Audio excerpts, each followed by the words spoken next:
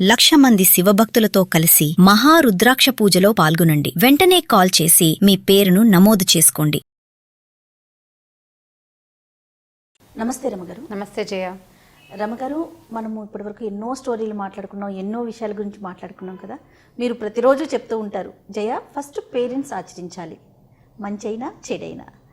మనం చేసేదే పిల్లలు చేస్తారు, చూసేదానికన్నా చేసేదే ఎక్కువ నేర్చుకుంటారు అని. సో అందులో భాగంగా ముఖ్యంగా తల్లి గురించి, తల్లి నుంచే చాలా నేర్చుకుంటారు, తల్లిని చూసే చాలా అనుకరిస్తారు, ఆచరిస్తారు కూడా. సో అలాంటి తల్లి, అలాంటి మదర్ ఎంత స్ట్రాంగ్గా ఉండాలి?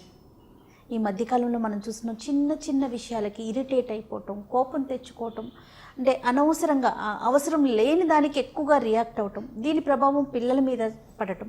అంటే ఒకప్పుడుతో కంపేర్ చేసుకుంటే ఇప్పుడు బాధ్యతలు అనేవి చాలా పెరిగిపోయాయి, విమెన్ రోల్ అనేది చాలా ఎక్కువైంది. బట్ కానీ దాని ఎఫెక్ట్ పిల్లల మీద పడుతుంది కదా. మనం ఎంత స్ట్రాంగ్గా ఉండాలి అనేది మనం పిల్లలకి ఎలా తెలియచేయాలంటారు రమగారు? ముందు మనం ఉండాలి కదా. అంటే విమెన్ రోల్ పెద్దదైందంటే ఎక్కడ పెద్దదైందో నాకు ఎప్పుడూ అర్థం కాదు జయ. ఇప్పుడు మనం ఉద్యోగాలు చేస్తున్నాం కాబట్టి విమెన్ రోల్ పెద్దదైంది అనుకుంటున్నాం. అవును కదా. ఇది వరకటి రోజుల్లో మనకి దంచేవి, కడిగేవి, తుడిచేవి, రుబ్బేవి, తర్వాత విసిరేవి ఏ సాధనాలు ఉండేవి కాదు. తల్లులకి బేసిక్ ఎడ్యుకేషన్ కూడా ఉండేది కాదు. 1వ క్లాసు 2వ క్లాసు చూసిన అమ్మలు కొంతమంది ఉంటే అసలు బడి మొహం చూడని అమ్మలు ఎన్ని వేల లక్షల మంది ఉన్నారో మన తెలుగు ఊళ్ళల్లో, అసలు చదువులే లేని వాళ్ళు. అయితే వీళ్ళు భర్తలు ఏదో 10, 25, 15 సంపాదించుకు తెస్తే దాన్ని ధాన్యం దంచటం దగ్గర నుంచి ఆడవాళ్లే స్వయంగా పని చేసుకునేవాళ్ళు. ఇదివరకు మనకి సాధనాలు లేవు జయ. అప్పుడు సాధనాలు లేకుండానే వాళ్ళే అన్ని పనులు చేసుకునేవాళ్ళు. దంచటం, తర్వాత బియ్యం, ధాన్యం చేయాలంటే మనం బియ్యం కొనుక్కుని ఒక 50 రూపాయలు ఇచ్చి కిలో తెచ్చేసుకుంటున్నామా? అది ఒరిజినల్గా ఎలా ఉంటుంది? ధాన్యం ఉంటుంది, ధాన్యంలో కదా బియ్యపు గింజ ఉండేది. ఇది వరకటి రోజుల్లో దాన్ని దంచటం, తర్వాత చెరగటం, దాన్ని కడగటం. ఇది వరకు పొయ్యిలు వెలిగించుకుని, ఇప్పుడు ఏముంది, గ్యాస్ స్టవ్ వచ్చేస్తుంది, లేదా ఎలక్ట్రిక్ కుక్కర్ వెలిగించే పని కూడా స్విచ్ ఆన్ చేస్తే అయిపోతుంది. అప్పుడు పొయ్యి వెలిగించటము, ముందు దానికి ప్రధానమైన పొద్దున్న చేయాల్సింది పొయ్యి అలకటం. 3, 4 రాళ్ళు పెట్టి పొయ్యి ఒక చిన్న ఏర్పరచుకునేవాళ్ళు. పొయ్యి అలకటం నాకైతే తెలుసు, పొయ్యి అలకటం నాకు తెలుసు, నేను చూశాను. సొంతంగా నేను చేయలేదు కానీ మా అక్కలు చేయటం, మా అమ్మగారు చేయటం నాకు స్పష్టంగానే తెలుసు. నీళ్ళకి పొయ్యి అది అంటించుకోవాలి, అది వెలిగించుకోవాలి, వేడి నీళ్ళకి కాగులు పెట్టాలి, అన్నం వండాలి. ఆ వండినాను ఇప్పట్లాగా కుక్కర్లు 2 కూలు తెప్పిస్తే సరిపోయేది కాదు కదా. అన్నం వార్చుకోవాలి, ఏదైనా కూర అంటే దాన్ని కూర తరుక్కోవటము, అన్ని పనులు, ఇలాంటి పనులన్నీ ఆడవాళ్లే చేసుకునేవాళ్ళు. మగవాళ్ళ సహాయాలు వాటికి ఉండేవి కాదు. అసలు మా ఊళ్ళల్లో గడ్డి కోసుకొచ్చే ఆడవాళ్ళని నేను వేల మందిని చూశాను నా చిన్నప్పటి నుంచి. పొద్దున ఇంట్లో పని చేయటం, పిల్లలకి ఏదో అన్నాలు పెట్టడం, గొడ్లు ఉండేవి 2, 3, వాటి కోసం గడ్డి కోయటానికి ఆడవాళ్ళే వెళ్ళేవాళ్ళు. గడ్డి కోయటం, మోపు కట్టడం, నెత్తి మీద తెచ్చుకునేవాళ్ళు. గొడ్లకి గడ్డి కావాలి. మగవాడు ఏదో పొలంలో వ్యవసాయం పని చేసుకుంటాడు, ఏదో బరువు పని చేస్తారు. వ్యవసాయం పనులు పెద్ద పనులు కదా ఇది వరకటి రోజుల్లో. ఇప్పటిలాగా ట్రాక్టర్లు పాడు కూడా అప్పుడు లేవు. కాబట్టి ఇప్పుడు విమెన్ రోల్ ఎక్కడ పెద్దదైందంటే ఉద్యోగాలు చేయటం వల్ల, చదువుకోవటం వల్ల, ఉద్యోగం చేయటం వల్ల. నిజానికి హౌస్ హోల్డ్ యాక్టివిటీస్ చాలా తగ్గిపోయాయి. ఫెసిలిటీస్ పెరిగాయి కదా. ఇప్పుడు ఇంటికి సంబంధించి మనం ఇంటి పనుల్లో ఫెసిలిటీస్ పెంచుకున్నాం, కానీ దాన్ని ఇటువైపు కన్వర్ట్ చేసుకుంటాం. ఈ వీళ్ళ తాలూకు శ్రమ అంతా ఈ డబ్బు సంపాదించడంలోనే పాపం వీళ్ళ శక్తియుక్తులు గడిచిపోతున్నాయి. అయితే తల్లులు స్ట్రాంగ్గా ఉండటం చాలా అవసరం. ఎప్పుడంటే ఇప్పుడు మనం చూస్తున్నాం, ఇవాళ నిన్నటి పేపర్లో కూడా నేను చూసాను, టీవీ న్యూస్ పెడితే 2 చిన్నపిల్లలతో తల్లి ఆత్మహత్య. పిల్లలిద్దరిని నూతులోకి దోసేసింది, అమ్మ దూకేసింది. నేను అనుకుంటాను, పిల్లల్ని ఎందుకు చంపేస్తారు, వాళ్ళు ఒకళ్ళే చచ్చిపోవచ్చు కదంటే మా వెనకాల మా పిల్లలు అన్యాయం అయిపోతారు. దాని బదులు ఈ చంపేసే అమ్మాయి పుట్టించకుండా ఉంటే సరిపోతుంది కదా. 4-5 ఏళ్ల పాటు ఆ పిల్లల్ని పెంచి, లేదా 10 ఏళ్ల పాటు, ఒక్కో తల్లి ఒక ఆవిడెవరో 18-19 ఏళ్ల పాప, డిగ్రీ చదువుతున్న పాప, తల్లి, ఇద్దరు సూసైడ్ చేసుకున్నారు. వీళ్ళు ఉద్యోగాలు చేసి మొదట చదువుకుని తర్వాత ఉద్యోగాలు చేసి సొంతంగా స్వావలంబన, అంటే తమంతట తను సంపాదించుకోగలిగే సత్తా ఉన్న వాళ్ళు కూడా తొందరపాటుగా చిన్నపిల్లలు కాదు జీవితాన్ని చూస్తారు, పిల్లల్ని కంటున్నారు, పెంచుతున్నారు, ఉద్యోగాలు చేస్తున్నారు, ఎంతో కొంత సంపాదించుకుంటున్నారు. నీకు మగవాడితోటి ఉంటే, భర్తతోటి ఉంటే మంచిది. ఒకవేళ అవకాశం లేదనుకోండి, వాడిని వదిలేయచ్చు కదా, నువ్వు జీవితాన్ని ఎందుకు వదిలేసుకోవాలి? ఆ భర్త ఇప్పుడు అతను నిన్ను ఏదో తిట్టాడు, ఏదో కొట్టాడు, లేకపోతే నిన్ను అక్కడికో పంపించలేదు, ఏదో నీ మాట వినలేదు, నీకు నచ్చకపోతే నువ్వేం చేయాలి చెప్పు? కూర తింటున్నాము, నోట్లోకి వెంట్రుకు వచ్చింది, అన్నం మానేస్తావా, వెంట్రుకు తీసేస్తావా? జన్మలో నేను అన్నం తిన్నాను మానేస్తామా? అన్నం తింటున్నప్పుడు వెంట్రుకలో లేదా ఏదైనా రాయో రాదా జయ? వస్తుందా రాదా? నోట్లోకి రాయి వస్తే రాయిని తీసి బయట పెడతామా? మనం అన్నం శాశ్వతంగా మానేస్తామా చెప్పు? పోనీ ప్లేట్ మార్చుకుందాం. ప్లేట్ మార్చుకో, పోనీ నీకు నచ్చలేదు ప్లేట్ మార్చుకో, లేదా ఆ పూటకు మానేస్తాం, ఇంకా చిరాకు అనిపిస్తుంది. ఆ పూట మానేస్తావు పూర్తిగా అంతేగాని అన్నం మానేసి అసలు ఆహారం నేను తీసుకోను అంటాను లాంటిదే. మీరు ఇవాళ కొట్లాడుకున్నారు, లేదా నిన్న మొన్న ఇవాళ రేపు కూడా 5-6 రోజులు వరుసగా కొట్లాడుకున్నారు. ఎవరితోటి కొట్లాడుస్తుందో దాన్ని తీసేయాలి కదా. ఇంట్లోకి బొద్దింక వస్తే బొద్దింకకి మందు కొడతాం, ఇల్లు తగలబెట్టాం. వీళ్ళు చేస్తున్నది ఎట్లా ఉందంటే ఏ తగాదా వచ్చినా తల్లి చచ్చిపోతుంది. అది బెదిరింపుకు చేస్తారో తొందరపాటుకు చేస్తారో ఎందుకంత తెలివి తక్కువగా తమ చచ్చిపోయి పిల్లల్ని కూడా చంపేస్తారో అర్థమే కాదు. ఇంతకంటే చాలా హింస, చాలా హ్యూమిలియేషన్, చాలా అవమానాలు పొంది కూడా స్ట్రాంగ్గా నిలబడే వాళ్ళు ఎంతమంది ఉన్నారో జయ. మనం పురాణ కథల్లో చూడండి, స్ట్రాంగ్ లేడీస్, స్ట్రాంగ్ విమెన్. అవును. ఇప్పుడు మామూలుగా మనం దేవి దేవతలను కొలుస్తున్నాం, పార్వతీదేవి, లక్ష్మీదేవి, సరస్వతీదేవి అన్ని దసరాలప్పుడు అందరు అమ్మవార్లకి పూజలు చేస్తాం. వీళ్ళు చాలా స్ట్రాంగ్గా ఉండటం వల్లే పూజింపబడుతున్నారు. లేకపోతే ఎందుకు పూజింపబడతారు? లక్ష్మీదేవిది బ్రీఫ్గా చెప్తాను చూడండి. లక్ష్మీదేవి భర్త హృదయంలో కొలువు ఉంటుంది ఎప్పుడు. ఓ రోజు ఆవిడ భర్త కాళ్ళు విసుగుతుంటే ఒక మహాముని ఎవడో వచ్చి ఆయన వచ్చి భృగు మహర్షి వచ్చి ఓ తన్ను తన్నాడు విష్ణుమూర్తిని గుండెల మీద. నా ప్లేస్ని తన్నాడు, నేను చచ్చిన ఇక్కడ ఉండను, వెళ్ళిపోయింది. వెళ్ళిపోయింది. భర్త ఆయన బతిమలాడాడు, కానీ మన బిడ్డ లాంటి బిడ్డ అయినా సరే నన్ను తనడానికి వీల్లేదు, నా పిల్లలైనా నా కంట్రోల్లో ఉండాల్సిందేనంది. అందుకని లక్ష్మీదేవిని పూజిస్తాను. జాగ్రత్తగా కింద పడింది అనుకోండి రూపాయి బిళ్ళ గమనించండి రమ్మగారు. శ్రీనివాసుడు ఓకే తన్నితే తన్నారు, గురువు గారు అని ఆయన ఒప్పుకున్నారు, కానీ లక్ష్మీదేవి ఒప్పుకోలేదు. నన్ను తనడానికి వీల్లేదు, నన్ను తన్నిన చోట నేను అసలు ఉండను అని చెప్పి వెళ్ళిపోయింది. ఇప్పుడు లక్ష్మిని మనం ఎలా కొలుస్తామండి? ఓ రూపాయి నోటు కింద పెడితే టకిమని తీసి జేబులో కాదు, ముందు దాన్ని తీసి కళ్ళకద్దుకుంటాం. గబుక్కుని ఏ మురికి చోట గభాలని డబ్బులు పెట్టాం. ఒక్క బిళ్ళ ఒక కాయిన్ పెడితేనే మనం జాగ్రత్త పడతాం. అవును, అంత శ్రద్ధగా చూసుకోవాలి లక్ష్మిని కదా. ఇప్పుడు తల్లులు మీ జీవితం కూడా అలాంటి ఇంపార్టెన్స్నే కలిగి ఉంటుందా? ఇప్పుడు ఒక రూపాయి బిళ్ళ లేదా ఓ 100 రూపాయల నోటు మీ చేయి నుంచి ఇంకో చేతికి మారే లక్ష్మికి మీరు అంత విలువ ఇచ్చేటప్పుడు మన జీవితానికి ఎంత విలువ ఉండాలి కదా. అవును. ఇప్పుడు ఇలాంటి కథల్లో భాగంగా మనం ఒక ద్రౌపది దేవి గురించి చెప్దాం చేయ. అయితే ఇది మొత్తం ఫుల్ స్టోరీ, నేను ఫుల్ ఫ్లెడ్జెడ్ భారత్ అని చెప్పట్లేదు, ద్రౌపదిని గురించే ఆవిడ క్యారెక్టర్ గురించే మాట్లాడుకుందాం. ద్రౌపదిని యాజ్ఞసేని అంటారు. మామూలుగా చాలామందికి, అంటే కొంతమందికి పెద్దవాళ్ళకి తెలిసి ఉంటుంది, భారత రామాయణాలు ఇంట్రెస్టింగ్గా చదివే వాళ్ళకి కూడా తెలుస్తుంది. ద్రౌపది మనలాగా మామూలుగా గర్భస్థ శిశువు కాదు, అమ్మ తల్లి కడుపులో పుట్టి పెరిగింది కాదు ఆవిడ. ద్రుపదుడు, ఆవిడ తండ్రి అయిన ద్రుపద మహారాజు తన స్నేహితుడైన ద్రోణుడి వల్ల జరిగిన అవమానంతో ద్రోణుడిని చంపే కొడుకు అర్జునుడు, తనని జయించిన అర్జునుడి మీద ఆయనకు చాలా ఫ్యాసినేషన్ కలిగింది. అర్జునుడిని పెళ్లి చేసుకునే కూతురు కావాలని యజ్ఞం చేసి యజ్ఞంలోంచి ఉద్భవించారు ఇద్దరు, ఒక అమ్మాయి ఒక అబ్బాయి. యజ్ఞంలోంచి 18-19 సంవత్సరాల నుండి పెళ్ళిడు కలిగిన ఒక అమ్మాయి బయటకు వచ్చింది. ఆ వచ్చిన అమ్మాయే ద్రౌపది. ఆవిడ ద్రుపదుడికి కడుపును పుట్టిన కూతురు కాదు. ఆయన తను యజ్ఞం చేసి దాని మీద బాగా మంత్రోచ్చటం, ఎక్కువ మంత్రం జపం చేసి నాకు ఒక కూతురు కావాలి, ఒక కొడుకు కావాలి, ఆ కూతురు అర్జునుడిని పెళ్లి చేసుకోవాలి, ఆ కొడుకు ద్రోణుడిని చంపాలి. అలాంటి వాళ్ళు కావాలంటే ఈవిడ కొంచెం యజ్ఞకుండంలో నుంచి పుట్టడం వల్ల ఆవిడ నల్లగా పుట్టిందని కృష్ణ అని పిలిచేవారు. ఆవిడని నల్లగా ఉండేది ఆవిడ. ద్రౌపది నల్లటిది, ఆవిడ తెల్లటిదని ఏ కథల్లోనూ ఎక్కడా చెప్పబడలేదు. కృష్ణే ఆవిడ పేరు. ఈ బయటకు వచ్చింది. ఇది ఆవిడతో పాటు వచ్చినవాడు దుష్టద్యుమ్నుడు. అతను కవచంతో సహా పుట్టేట అందులోంచి, హోమకొండంలోంచి. ఈ వచ్చిన ఇద్దరు బయటకు వచ్చారు. ఈ అమ్మాయికి వివాహం కోసం ఈయన చాటింపు వేశాడు. రకరకాల వాళ్ళు కూడారు.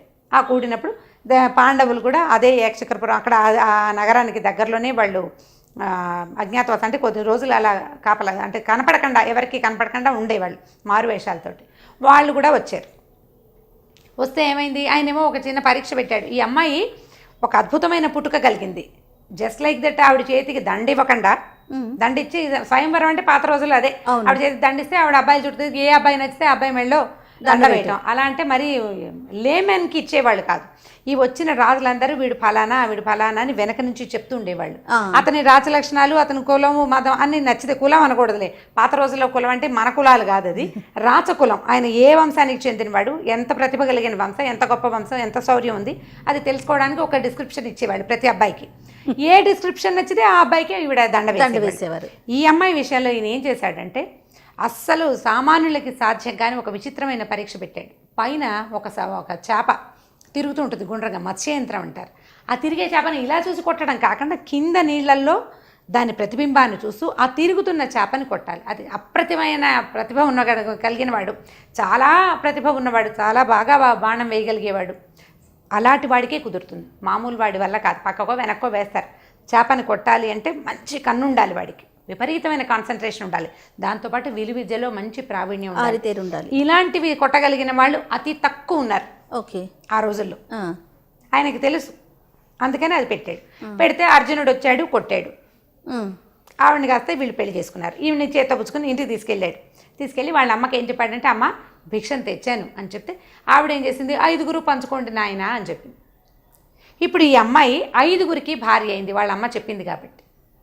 ఆవిడ చూడకుండా చెప్పటం వల్ల 5 భార్య అయిపోయింది. అయితే ఏంటంటే ఈవిడికి, ఈ కథకి ఈవిడికి పూర్వజన్మ వృత్తాంతం ఒకటి ఉంది. ఆవిడ భర్త అని 5 సార్లు భర్త కావాలని శివుణ్ణి కోరుకుందట. 5 times అంది ఆ మాటని, భర్త అని. అందుకని 5 భర్తలు ఆవిడికి లభించారని దాన్ని జస్టిఫై చేసుకున్నారు. ఈ 5 ఈవిడ ఉంది. 5 భర్తలు మహా బలవంతులు, చాలా గొప్ప వంశంలో పుట్టిన వాళ్ళు, గొప్ప తల్లి చేత పెంచబడిన వాళ్ళు. ఆవిడని చాలా అద్భుతంగా చూసుకునే వాళ్ళు. ద్రౌపదీదేవిది చాలా అనుపమానమైన క్యారెక్టర్, ఎందుకంటే ఆవిడ పుటక కూడా అటువంటిదే. ఆవిడ దగ్గర ఉన్న దాసీల్లో ప్రతి దాసి పేరు, దాని గుణగణాలు, కులగోత్రాలు తెలిసి ఉండేది ఆవిడ. అంతమంది దాసులున్న 100 పైన ఉండేవాళ్ళు, కానీ ప్రతి వాళ్ళ పేరు తెలుసు, ప్రతి వాళ్ళ బాగోగులు తెలుసు, ప్రతి వాళ్ళ సమస్యలు తెలుసు ఆమెకి. ఈ 5 ఎంత బాగా హ్యాండిల్ చేసేదో 100 మంది సేవకుల్ని, దాసదాసీ గణాన్ని కూడా అంతే కెపాసిటీ తోటి, అంతే కేపబుల్ థింగ్ తోటి హ్యాండిల్ చేసేది. చాలా అద్భుతమైన సంగతిగా ఉంటుందండి, లక్షణం అది. అయితే కొన్నాళ్ళ తర్వాత ఏమైంది, ఈ పాండవులు, ఈవిడ భర్తలేమో పాండవులు, వీళ్ళ కజిన్స్ ఏమో కౌరవులు. వాళ్ళు కొట్టుకున్నారు. ముందంతా ఏదో చిన్న రైవలరీ నడుస్తుండేది. అయితే ఒకసారి జూదం ఆడినప్పుడు ఈవిడ్ని వడ్డారు వాళ్ళు, అంటే పందాని కింద ఈవిడ్ని కూడా పెట్టేసరికల్లా ఈవిడ, ఈ ద్రౌపదీదేవి కౌరవులకి దాసి అయిపోయింది, దొరికిపోయింది వాళ్ళకి. అంటే ఈయన ఓడిపోయాడు, ధర్మరాజు ఓడిపోయేసరికల్లా వాళ్ళకి దాసి అయిపోయింది. దాంతో వాళ్ళు ఏం చేశారంటే, ఎలాగైనా వీళ్ళ అంతు చూడాలన్న కోరికతోటి ఏం చేశారు, ఆవిడ్ని లోపల ఉన్నదాన్ని సభకి పిలిపించారు. ఆవిడ పాపం ఏంటంటే ఏకవస్త్ర, అంటే పీరియడ్స్లో ఉంది ఆవిడ. అందుకని ఆవిడ మామూలుగా రెగ్యులర్గా వేసుకునే మా బట్టలు కాకుండా కొంచెం తేలికపాటి దుస్తులు ధరిస్తారు. మామూలుగా అయితే బోళ్ళని అవి ఇవి రకరకాల నగలు గీగలు వేసుకుంటారు, పైన ఒకటి కింద ఒకటి బోళ్ళని ఉంటాయి సాధనాలు. ఆడవాళ్ళ పైనుంచి మేలి ముసుగు. ఈ పీరియడ్స్లో ఉన్నప్పుడు తేలికపాటి చీర, ఒక చీరే కట్టుకుంటారు. ఈవిడ ఏం చేశారు, జుట్టు పుచ్చుకొని లాక్కొచ్చారు. నేను ఏకవస్త్రాన్ని, నన్ను తీసుకెళ్ళొద్దు నువ్వు, నేను నలుగురిలోకి రానన్నా కూడా అతను ఏకవస్త్రమైనా వివస్త్రమైనా పర్వాలేదని లాక్కెళ్ళారు. అక్కడ దాకా లాక్కెళ్ళిన తర్వాత ఈవిడ వస్త్రం తీయమని ఆజ్ఞాపించాడు దుర్యోధనుడు. ఒంటి మీద నుంచి చీర కూడా లాగేశారు. ఆవిడ ఉన్నదే ఒక ఏకవస్త్రంతో, ఆవిడ చీర కూడా లాగబడింది. ఆ టైంకి ఆవిడ కృష్ణుడిని ప్రార్థించింది. కృష్ణుడికి ఈవిడికి చిన్నతనం నుంచి, అంటే ఆవిడ పుట్టినప్పటి నుంచి ఆయనతోటి కొంత ప్రీతి కలిగి ఉంది. పైగా పాండవులకి సొంత మేనమామ కొడుకు, వాళ్ళు దగ్గర బంధువులు అవటంతో ఆయన ఏం చేశాడు, వెంటనే ఈవిడికి అభయం ఇచ్చి, ఈవిడికి ఈ ఒంటి మించి తొలుగుతున్న వస్త్రం బదులు ఇంకో వస్త్రం ఆవిడికి ఆచ్ఛాదనగా ఉండేలాగా కృష్ణుడు ఒక వరం ఇచ్చి ఆవిడని కాపాడాడు. అంటే ఆవిడ పూర్తిగా ఆవిడ శరీరాన్ని మిగిలిన వాళ్ళు చూడకుండా జరిగింది. కానీ ఇలాగా యజ్ఞంలో నుంచి పుట్టిన నేను ఒక 5 మగ ఇంత బలమైన వాళ్ళకి భార్యగా ఉన్నాను, ఇంత కెపాసిటీ కలిగిన నన్ను వీళ్ళు అవమానించడం ఏమిటి? ఆవిడ దాన్ని ఓర్చుకోలేకపోయిందనమాట. వాడెవడో జుట్టు పుచ్చుకుని ఈవిని తీసుకొచ్చాడు దుశ్శాసనుడు. ఇక నేను ఈ జుట్టు ముడేయనని జుట్టు అలాగే వదిలేసుకుని ఉండేది. జుట్టట ఆవిడికి మొత్తం జుట్టంతా అలాగే ఉండేది. ముడెప్పుడు వేయాల, ముడేసి పువ్వులు పెట్టుకోలేదు ఇంకా ఆవిడ, జుట్టు విరబోసుకునే ఉండేది. అక్కడి నుంచి ఏమైంది, ఈ లోపల ఈ భర్తల్లో కొంతమంది ఒకళ్ళిద్దరు లేచారు. ఈ భీముడు చాలా కోపిష్టవాడు. ఆయనకి ఏంటంటే అమిత ప్రీతి భార్య అంటే. ఒక్కొక్కళ్ళకి అలా ఉంటుంది కదా. ఒక్కొళ్ళేమో, మిగిలిన వాళ్ళేమో వాళ్ళ అన్నయ్యకి ఆజ్ఞాబద్ధులయ్యి అర్జునుడు, నకుల సహదేవులు ఊరుకున్నారు. కానీ ఆక్రోశాన్ని అణుచుకోలేని భీముడు మాత్రం ఏం చేశాడంటే, ఈ జుట్టు పట్టుకున్న వాడి రక్తంతో ఈవిడ జుట్టు తడుపుతానని అక్కడి నుంచి దుర్యోధనుడు ఏం చేశాడు, ఆవిడని రా ఇక్కడ కూర్చోనని తన కాలు చూపించాడు, తొడ చూపించాడు. ఏ తొడైతే నువ్వు ద్రౌపదికి చూపించావో దాన్ని విరక్కొడతానని శపథం చేశాడు. భీముడు ప్రతిజ్ఞ చేశాడు. ఇంతలో ఏమైంది, ఈ లోపల కృష్ణుడు వచ్చి ఈవిడికి వస్త్రాలు ఇవ్వటము, ఇదంతా జరుగుతున్నది బాగా వివరంగా తెలుసుకున్నటువంటి కౌరవుల తండ్రి వెంటనే ఈ అమ్మాయిని రక్షించి ఈవిడ్ని నీకేం కావాలో కోరుకోబారం అంటే నా భర్తలది దాస్య విముక్తి ఇవ్వండి అని కోరుకుంది. సరే మళ్ళీ పందెం ఆడారు. మళ్ళీ ఆడిన తర్వాత ఈసారి వీళ్ళు 13 సంవత్సరాలు 12 ఏళ్ళు వనవాసము 1 సంవత్సరం అజ్ఞాతవాసము చేయాలని పందెం పెట్టుకున్నారు. వెళ్ళిపోయారు. ఈ పందెం ప్రకారం వెళ్ళారు. వెళ్ళిన తర్వాత ఈవిడ ఏం చేసేదంటే ఆ జుట్టు ముడేసుకోలేదు. కాలదోషం పట్టకుండా ఈ ప్రతిజ్ఞకి, భీముడు చేసిన ప్రతిజ్ఞని ఎప్పటికప్పుడు గుర్తు చేసేది వీళ్ళకి. సందర్భం వచ్చినప్పుడల్లా భర్తలకి. ఈ ధర్మరాజుకి సహజంగా శాంత స్వభావి, ఈ అడవిలో ఉండటంతో కొంత మెతకైపోయాడు. ఈ గోళ్ళన్నీ ఎందుకు, ఈ రాజ్యం ఎందుకు, హాయిగా ఇలా రిలాక్స్డ్గా ఉందామన్న ఏదో ఆయనకు వచ్చిందని ఈవిడికి అనిపించినప్పుడల్లా గుర్తు చేసేది. నన్ను ఇట్లా చేశారు, నేను ఇంత అవమానపడ్డాను, నీ రాజ్యం పోయింది, నువ్వు ఇలాగ ఏనుగుకి, ఒక మంచి మదించిపోయిన ఏనుగుకి ఒక పువ్వులు దండిస్తే విసిరేస్తుంది, అట్లా నువ్వు ఏం చేసావంటే నీ చేతికి ఇచ్చిన రాజ్యాన్ని, అద్భుతమైన రాజ్యం, మామూలుది కాదు, నీ పెద్దవాళ్ళంతా ఎంతో బాగా కాపాడిన రాజ్యాన్ని నువ్వు విసిరేసావు. జస్ట్ లైక్ ఒక చిన్న దీనిలాగా ఏదో చిన్న వస్తువు పెట్టినట్టుగా దాన్ని పందెముడ్డి పాడు చేసావని ప్రతిసారి గుర్తు చేసి తర్వాత కాలంలో ఈ అజ్ఞాతవాసం కూడా అయిపోయిన తర్వాత సంధికి అన్నదమ్ములు ఒప్పుకున్న ఆవిడ మాత్రం ఒప్పుకోరు. ధర్మరాజు సంధికి ఒప్పుకున్నాడు. 5 ఊళ్ళు ఇవ్వండి చాలు, 5 ఊళ్ళు ఇవ్వండి చాలని, 5 ఊళ్ళు ఇస్తే మేము మీ దగ్గరికి రాము, మీ జోలికి రాము, మా దారిని మేము ఉంటామని ధర్మరాజు చెప్పినా కూడా ద్రౌపది ఒప్పుకోక ఎవరైతే ప్రోవోక్ చేయబడతాడంటే ఈ రెచ్చగొడితే కాస్త రెచ్చిపోతాడు భీముడు, ఆ భీముడిని రెచ్చగొడుతూ ఉండేది ఆవిడ. ఎందుకంటే తనకి జరిగిన అవమానానికి ప్రతిక్రియ జరగాల్సిందే అని. కానీ ఇలా జరిగింది. చివరికి కురుక్షేత్ర యుద్ధం, వాళ్ళు సంధికి ఒప్పుకోలేదు. కురుక్షేత్ర యుద్ధం జరిగింది. దుశ్శాసనుడిని చంపి ఆ రక్తం తెచ్చి ఆవిడ తన జుట్టుకు రాసాడట భీముడు. అప్పుడు ముడేసుకుంది. అప్పటిదాకా జుట్టు ముడేసుకోవాలి. ఎన్ని సంవత్సరాలు ఉంది జుట్టు వదిలిపెట్టేసి? 13 ఏళ్ళు పూర్తిగా. 13 సంవత్సరాలు ఒక రాజకుమార్తె, ఇంతమంది రాజులకి పట్టమహిషి, జుట్టు మాత్రం ముడేయలేదు, వేయకుండానే ఉండిపోయింది. ఇప్పుడు ఆవిడ స్ట్రెంగ్త్ని మెచ్చుకోవాలా? అవును. అని ఆవిడ సూసైడ్ ఎందుకు చేసుకోలేదమ్మా? ఆ రోజు వీళ్ళు అవమానించారు, అవమానం జరిగిందని సూసైడ్ చేసుకోవాలి, చేయలేదు. చేయకుండా ఎక్కడ అవమానం జరిగిందో దానికి పూర్తి స్థాయి ప్రతిక్రియను చేసింది ద్రౌపది. పూర్తిగా ప్రతిక్రియ చేయించింది. వీళ్ళంతా పోయారు. ఈ తర్వాత ఏమైంది, యుద్ధం చివరికి వచ్చేసరికల్లా అశ్వత్థామ అంటే ద్రోణాచార్యుడి తాలూకు కుమారుడైన అశ్వత్థామ ఈ పీనుగులందరి, ఈ శవాలని, వీటన్నిటిని చూసి ఎలాగైనా పూర్తిగా పాండవులని ఎరాడికేట్ చేయాలనుకున్నాడు. అందుకని ఏం చేశాడంటే అపాండవం అని అపాండవం అయిపోవాలి, మొత్తం పాండవుల పిల్లలే లేకుండా పోవాలి. పాండవులను ఏం చేయడు అతను. పాండవుల సంతానాన్ని, ద్రౌపది దేవతాలకు కొడుకులు ఉప పాండవులు అంటారు, వాళ్ళని చంపేశాడు రాత్రిపూట. వచ్చి చంపేస్తే పొద్దునే పట్టేసుకున్నారు వీళ్ళు. పట్టుకుని అతన్ని తీసుకొచ్చారు. నువ్వేం చేయమంటే అది చేస్తామని చెప్పారు. నువ్వేం చేయమంటే అది చేస్తాం. ద్రౌపది దగ్గరికి, మరి ఆవిడ కొడుకులు కదా చచ్చిపోయింది, చంపేశాడు ఇతను.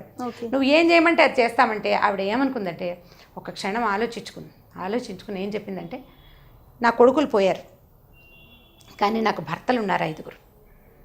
నేను ధైర్యంగానే ఉంటా, పిల్లలు చచ్చిపోయినా నేను ధైర్యంగా ఉంటా.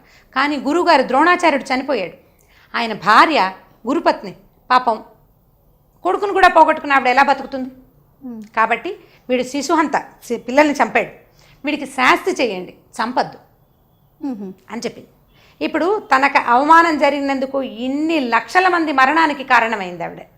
కానీ తన పిల్లల్ని చంపినప్పుడు మాత్రం ఈ పని చేయలే. వీడిని చంపేసి ఏమని అడగల. పిల్లలు చనిపోయినా కూడా ఆవిడ మనసు నిలుపుకోగలిగింది, కానీ తను అవమాన పడితే మాత్రం నిలుపుకోలేకపోయింది. నేను అవమాన పడకూడదు, నా తండ్రి చాలా గొప్పవాడు, నా భర్తలు గొప్పవాడు, నేను అవమాన పడడానికి వీల్లేదు, నేను యజ్ఞంలో నుంచి పుట్టానని మొండికెత్తి వీళ్ళందరూ చావుకే ఆవిడే కారణమైంది. కానీ అశ్వత్థామని మాత్రం ఆవిడ చంపనివ్వలేదు. చంపద్దు, వీడికి శాస్తి చేయండి అంటే అతని తల్లో ఒక మణి ఉంటుందట, అతని జుట్టు ముడిలో, అతను ఆ మణితోటే పుట్టాడు. ఆ మణిని తీసేశారు, తల తీసినట్టే అంతే చేసి వదిలిపెట్టేశారు. ఇప్పుడు అంత ప్రతిక్రియ చేయించిన అదే అలాంటి ప్రతిక్రియ చేసి ఇన్ని లక్షల మంది మరణానికి కారణమైన ద్రౌపదీదేవి తన పిల్లల్ని చంపిన వాడిని కేవలంగా విడిచిపెట్టేసింది. ఎవరిని గురించి ఆలోచించింది ఆవిడ? ఇంకొక తల్లి గురించి తనలాంటి ఇంకొక తల్లి గురించి ఆలోచించింది. ఇప్పుడు మనం ఏం చేయాలి? ఏ విషయానికి వదలాలి, ఏ విషయానికి పట్టుకోవాలి తెలుసు. విషయం నీ మీదకి వస్తే, నీ ఆత్మగౌరవం మీదకి వస్తే నువ్వు వదిలిపెట్టకూడదు, దానికి శాస్తి చేయాల్సిందే. కాబట్టి నీ మీదకి ఎవరైనా వచ్చినా నువ్వు నీ పిల్లలతో పాటు ధైర్యంగా సంపాదించుకోగలిగే తెలివితేటలు ఉన్నాయి. ఇవాళ రేపు అందరికీ ఉద్యోగాలు ఉన్నాయి జయ. అందరూ చదువుకుంటున్నారు, ఎంతో కొంత చదువుకుంటున్నారు. ఈ ఉద్యోగం కాకపోతే ఇంకొక అందరూ ఐటీలకు వెళ్ళి లక్షల జీతాలు తెచ్చుకోలేకపోతారు, 1000 జీతాలైనా తెచ్చుకోగలుగుతారు. ఏదైనా పని చేసుకుని మీ పిల్లల్ని మీరు పోషించుకోవచ్చు, చచ్చిపోక్కర్లేదు.